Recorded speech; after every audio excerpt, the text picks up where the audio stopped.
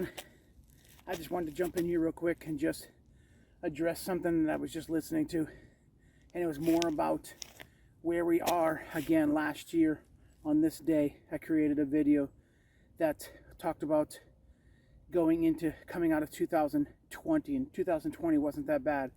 And talking about going into 2021. Well, as I was sitting here thinking about how I was going to address this, I thought about the very thing that made me stop last year. Is 2021 turned out to be an absolutely bumpy road, epic year. Let me say that again. A bumpy road, but it turned out to be an epic year. The work that had to transfer from 2020 over to 2021 caused me to have more weddings this year than ever before.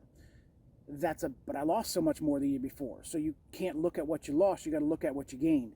And in the process of that, I was in the studio yesterday doing some headshots. And I put a little mark on the floor all the time, because once the settings are set, if you move forwards or backwards, it changes the light spill and the light duration and things like that. So I had to kept telling my model wife to stay on the mark. Stay on the mark. When you get to that spot, stay on the mark. And I had to stop and think about that for a second. How awesome of a thought is that? Stay on your mark. To stay on your mark, you literally have to be in that place where you know where everything is going around about you, but all of that stuff is set according to the atmosphere that you're in.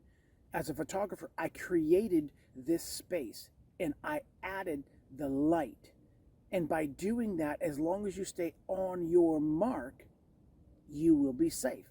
It's when we get outside over here, the worry, and we get outside over here, we worry about the doubt and all this other stuff like that. And that stuff we can't take into 2022. We just can't. We have to focus on the positive. We have to focus on what is good and what is potential. But how about this? Stay on your mark. Don't look to the right. Don't look to the left. Even if you do, it's okay. Just don't move your feet. Staying on your mark means staying where your feet are planted and rooted and grounded. And in that, there is stability. I heard the story about a tree one time, and it fell over. And they looked at the root structure.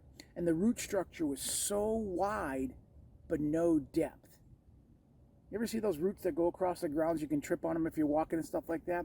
Roots and trees will grow and stay and handle the wind if the roots go down.